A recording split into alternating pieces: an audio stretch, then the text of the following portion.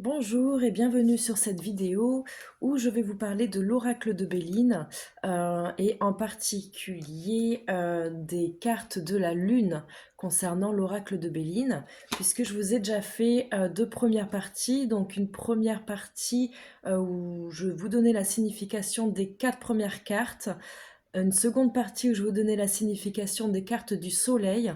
Et donc voici la suite avec cette carte de la lune. Donc tout ce qui est lune représente un peu le contraire du soleil. Donc le soleil, c'est tout ce qui est lumière, tout ce qui est visible. La lune, ça représente un peu la nuit, hein. Donc tout ce qui n'est pas visible, justement, tout ce qu'on voit pas venir, tout ce qui est un peu caché, puisque la lune, elle a une face visible et une face cachée. Alors, on va commencer par la carte de la trahison. Vous ne le voyez pas très bien, je suis encore désolée pour la qualité de mes vidéos. Mais voilà, donc on commence par cette carte de la trahison. Vous reconnaissez donc le chat, et en plus il est noir ici. Donc vous connaissez sûrement l'expression le chat noir qui porte la poisse. Ben voilà, il est ici, c'est ce chat-là. Donc cette carte nous apporte une énergie, ouais, de poisse un petit peu, de blocage, choses qui bloquent, choses qui va pas, tout ça. Et c'est surtout, on parle aussi de trahison, donc on parle de déception, le fait de d'avoir pensé qu'une telle ou telle personne était comme ci ou comme ça, et puis au bout d'un moment, on découvre qui elle est, les masques tombent et on découvre qu'elle n'est pas du tout ce qu'on pensait, donc on est complètement déçu, on se sent limite trahi. Cette personne a caché des choses et au final, on voit la vérité, donc on se sent trahi. Voilà, c'est une carte de vigilance qui incite aussi à pas faire confiance à tout le monde. On peut quand même contrer cette carte en se protégeant. On peut atténuer son effet quand même, parce que la trahison, les gens qui vous trahissent en général, ce sont les plus proches de vous, hein, ceux qui vous connaissent, ceux qui ont des informations sur vous en tout cas. Donc si vous leur donnez rien comme information sur vous, sur vos projets, votre vie personnelle, ils auront rien à vous dire, entre guillemets, en retour. Entre guillemets, si vous donnez à quelqu'un sur un plateau toutes les informations pour qu'après il puisse les retourner contre vous, c'est un peu de votre faute. Donc vous pouvez atténuer ça en étant plus discret, justement, en ne vous confiant pas à n'importe qui, voire voilà, faut faire très attention ici aux relations, parce que comme je vous disais, des fois souvent, enfin plus souvent ça vient des personnes qu'on connaît, voilà. Mais bon, si ça concerne pas les personnes qu'on connaît, par exemple une société, une entreprise, on peut parler ici d'un abus de pouvoir, d'un abus de confiance, d'un mensonge, voilà. Dans le couple, hein, on peut aller loin, parce que cette carte nous parle de différents niveaux, ça peut être une petite trahison comme une grosse, donc suivant les cartes qu'il y a autour aussi, on peut parler de tromperie, voilà. On peut parler de mensonge, de choses cachées, hein, encore une fois, avec la lune. Il y a une face visible et une face cachée qu'on ne voit pas, qu'on ne sait pas. Donc il y a anguille sous roche avec cette carte, il faut se protéger. Voilà. Euh, alors, ensuite, nous avons la carte du départ. Vous voyez? Donc ce sont des oiseaux. Ce sont des oiseaux migrateurs en fait. Donc on voit les montagnes. Donc cette carte peut représenter euh, un endroit où il y a des montagnes. Cette carte peut me parler d'un voyage, d'un départ. Les oiseaux, hein, me parlent d'avion, de voyage. On peut parler d'un voyage un peu lointain même. Ça me parle de nouveaux départs, bien sûr. Alors ce sont des oiseaux migrateurs en fait qui sont nés dans ces montagnes, voyez, et qui sont préparés toute leur vie pour ce grand voyage, et ce voyage sans retour justement, parce que les oiseaux migrateurs, vous le savez, ils partent et ils reviennent pas en arrière, ils foncent tout droit. Ils vont à leur destinée, ils font le tour, ils ne reviennent pas en arrière. Par contre, avant de partir, qu'est-ce qu'ils ont fait? Ils sont nés, ils n'allaient pas partir comme ça, sans force ni quoi. Donc ils se sont engraissés, ils ont pris des forces, ils ont grandi, ils sont, ils ont mûri, ils ont tout ce qu'il faut. Et là, ils sont prêts pour partir. Donc, si ça vous concerne, ça concerne personne dans votre tirage, cette personne ou vous-même êtes prêt pour partir, pour vous lancer. Ça me parle de se lancer, ça me parle de commencer. Ça peut, alors là, on peut aussi parler d'un nouveau travail, un nouveau départ au niveau professionnel. Ça peut être un nouveau départ au sein du couple. Alors, soit c'est un nouveau départ sentimental avec une autre personne, suivant les cartes, et suivant les cartes qui entourent aussi, ça peut aussi me parler hein, au sein du couple, hein, qu'on on repart à zéro, on place de nouvelles bases, on oublie le passé, on repart à zéro et on place un nouveau départ. Donc voilà, c'est vraiment un nouveau cycle qui s'annonce là. On parle d'un début de cycle. On parle aussi, pourquoi pas, de créer une entreprise, hein, là, d'enclencher un départ, un commencement. On parle de se lancer parce que vous êtes prêt. On parle de voyage, de quoi ça peut me parler aussi. On peut parler de voyage, voilà. Voilà pour cette carte. Ensuite, nous avons la carte de l'inconstance. Vous voyez, donc là, on voit bien une tête hein, qui sort des nuages.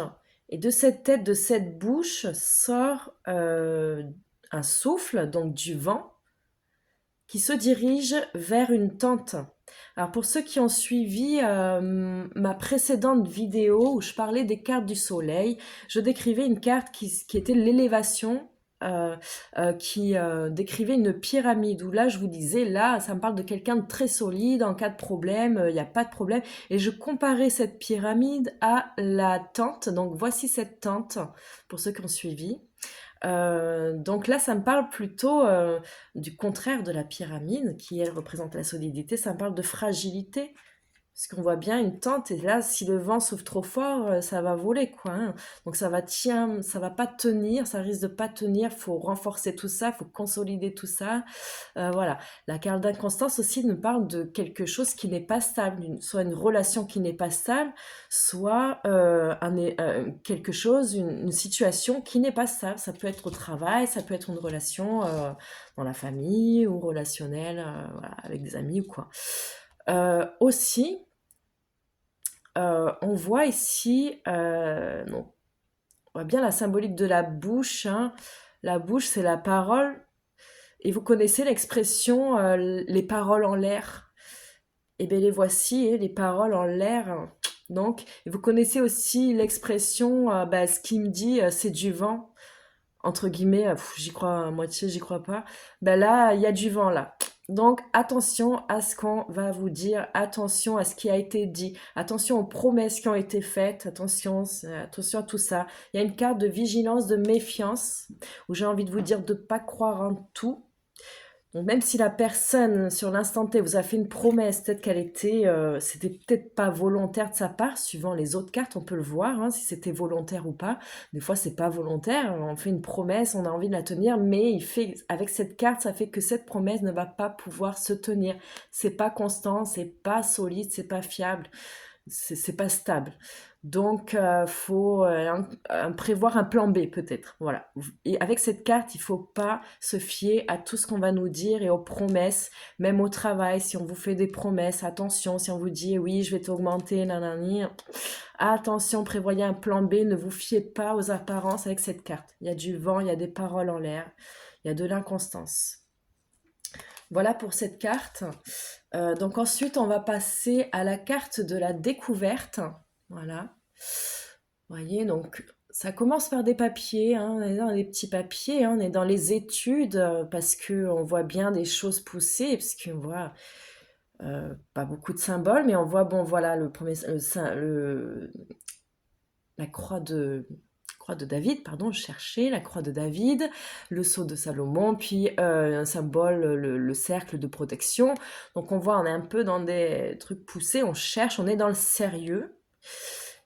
On sort la longue vue, je vous parlerai de la chouette après. On sort la longue vue et on trouve, donc on cherche et on trouve une étoile. Donc on est dans la découverte, donc on est dans quelqu'un qui cherche et qui trouve. Les recherches sont sérieuses, on le voit ici, hein, ça a des documents importants. Voilà. C'est quelqu'un limite qui dort pas, c'est la chouette, elle dort pas la nuit, elle est là, elle est à l'affût de chaque information importante, elle est là, elle essaye de choper le bon plan quand tout le monde dort, elle est là. Et cette personne cherche et elle trouve mieux que ce qu'elle a. ce qu'elle avait en tête dès le départ, hein. On trouve mieux, parce que là, on voit bien que c'est l'étoile qui brille le plus, une grosse étoile. C'est l'étoile polaire, l'étoile du Nord, c'est l'étoile qui nous guide. Donc c'est une très forte symbolique quand même. Cette carte vous dit que si vous cherchez, vous allez trouver. Ceux qui cherchent un emploi, ils vont trouver. Ceux qui cherchent un appartement, une maison, ils vont trouver. Cette carte me parle aussi dans l'année, dans le mois, selon votre demande dans le tirage, que s'il y a un problème, il y aura la solution à tout. Parce que la découverte me dit qu'on trouve la solution. Voilà, si vous cherchez quelque chose, vous allez trouver. Me parle aussi de vision, là, hein. On est dans la vision, on est dans les rêves aussi, hein, avec la lune et la chouette, hein. On est un petit peu dans la vision. Ça peut parler des yeux aussi, hein, au niveau santé. Et celle-ci, l'inconstance, pardon, au niveau santé, ça peut me parler de la gorge, hein, de la gorge, de la voix, de la parole. Euh, voilà. Donc ensuite, on va passer à la carte de l'eau, hein, que voici. Donc on voit bien que c'est un bateau, mais, je dis mais, c'est un voilier. Et ce voilier, il a un problème, c'est qu'il n'a pas de voile. Donc, si on le compare à un voilier normal qui, lui, normalement a ses voiles, ben, celui-ci, il va plus doucement que les autres.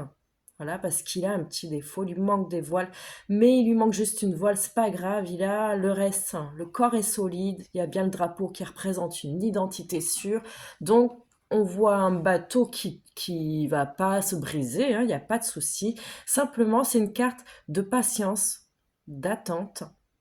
Cette carte, elle nous dit que ça sert à rien de sortir les rames pour aller plus vite, parce que on peut rien contre les éléments de la nature. On voit bien, ici, on est dans l'eau, il y a presque que de l'eau dans cette carte, donc on voit presque de l'océan. Il y a de l'eau qui bouge en plus, elle est en action, on voit qu'elle est en mouvement. Donc si vous connaissez le terme suivre le courant, hein, on arrive à bon port, ben voilà, là il faut suivre le courant. Et il faut attendre, c'est une carte de patience. C'est une carte, l'eau représente aussi la féminité, mais c'est surtout les émotions. D'accord? Les émotions, l'imaginaire, les rêves. Donc n'hésitez pas à écouter vos émotions et prendre le temps de comprendre vos émotions aussi. Il y a quelque chose à comprendre là-dedans dans cette attente. Si c'est pas le moment, c'est que c'est le moment pour autre chose. Peut-être, pourquoi pas, pour réfléchir. Et après, il faut regarder les cartes autour, hein. Ensuite, on va passer à la carte, pardon, des pénates. Ça veut dire un peu la prison. Ça représente, bon, un bâtiment, hein. Bon, ça représente le foyer en général, hein. Donc le foyer, ça représente votre logement, vos murs, là où vous habitez. Ça représente les personnes aussi avec qui vous habitez. D'accord? S'il y a une autre carte qui représente la famille, là on est dans la famille générale, tout ça, globale, avec les parents, grands-parents, tout ça.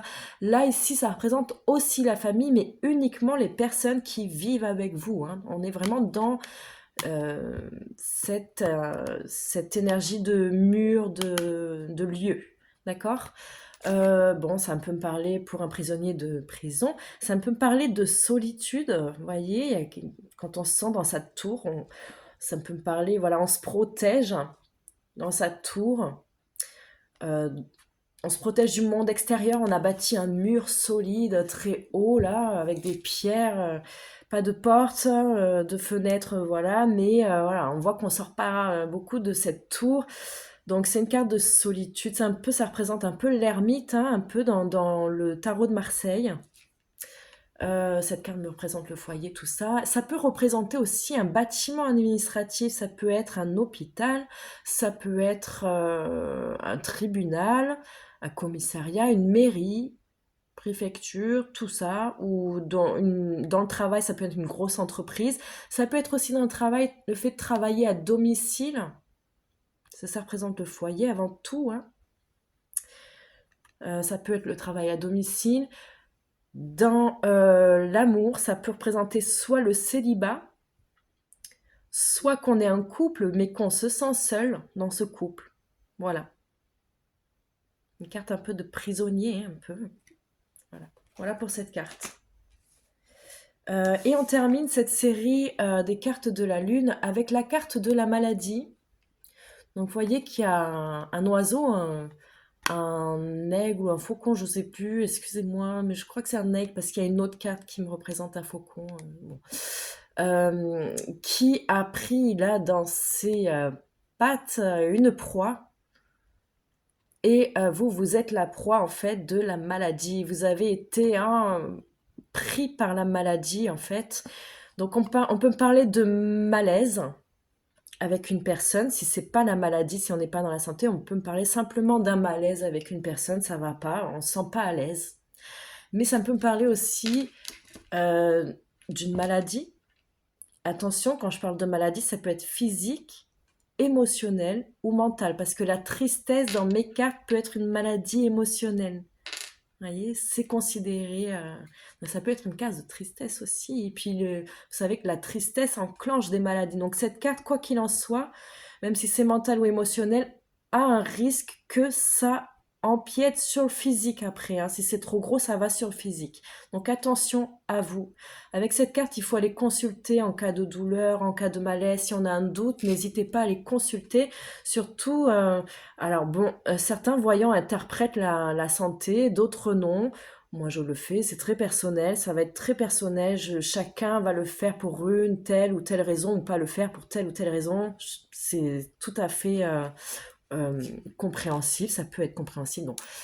Mais en tout cas, les cartes elles-mêmes nous parlent de santé, puisqu'on a cette carte de maladie, on a aussi la carte de la guérison. Donc, si on interprète cette carte, hein, il faut surtout demander à la personne de garder son libre arbitre, de faire attention, parce que les cartes sont pas figées, on peut se tromper aussi. Euh, et nous dit que nous, on est voyant, on n'est pas guérisseur, et attention, on peut faire un diagnostic tout en doublant notre diagnostic, en incitant le consultant à aller consulter. Voilà, un médecin. Parce qu'on parle de santé, on n'est pas professionnel de santé, mais les cartes peuvent nous donner allez, des indices, sachant que la personne, il faut lui préciser qu'il ne faut pas se fier aux cartes. On peut s'appuyer pour demander peut-être au médecin de regarder sur la voie que le voyant nous a peut-être dit pour vérifier. Mais avant tout, c'est la parole du médecin, du vrai médecin qui va compter. Mais cette carte, voilà, nous annonce qu'il y a bien quelque chose. Voilà pour cette série de la Lune. Donc, je vous remercie pour cette écoute et on se retrouve pour la partie 4.